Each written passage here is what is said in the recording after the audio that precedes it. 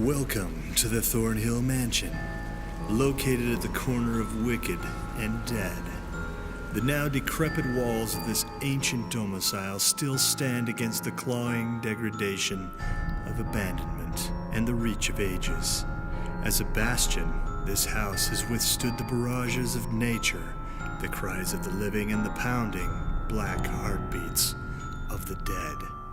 The house's reign spans just over a century and holds the stories of 3 families and nameless tenants within its walls.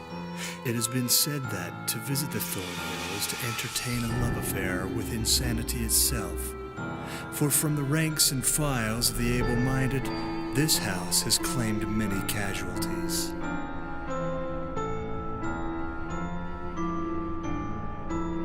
The Thornhills, the first family of the Thornhill Mansion. Some might suggest the Gilded Age of the Thornhill Mansion began when Cornelius Thornhill, steamboat and rail tycoon, finished overseeing the mansion's construction. He moved his wife, Henrietta, his 2 children, Gabriella and Christopher, and an idiot brother, Bram, into its majestic frame on June 20th, 1916. But another unconventional tenant came to stay. Cornelius had the body of his father, Reuel Thornhill, the amasser of the original family fortune, exhumed from upstate New York and planted in the garden plot west of the Spire's overlook.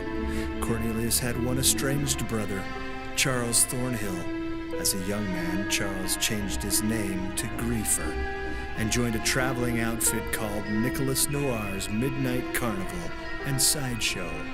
Griefer and the love of his life, a sideshow act known as Angelique the Bearded Lady, both perished in a train accident while on tour. Griefer's effects were sent to Cornelius, where they are stored in the attic of the mansion.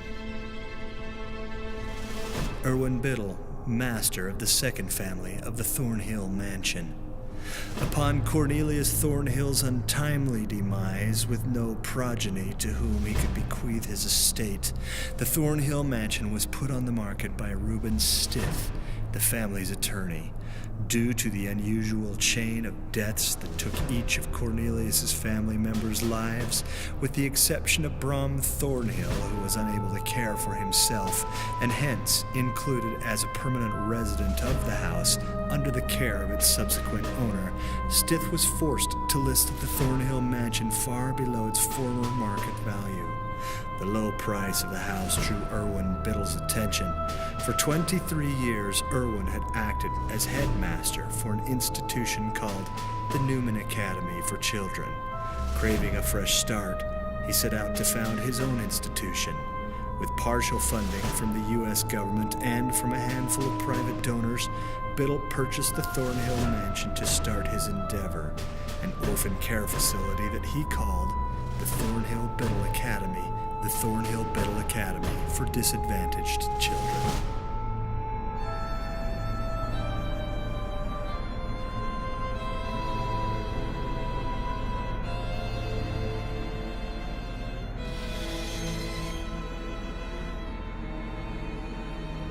The Hollands, the third family of the Thornhill Mansion.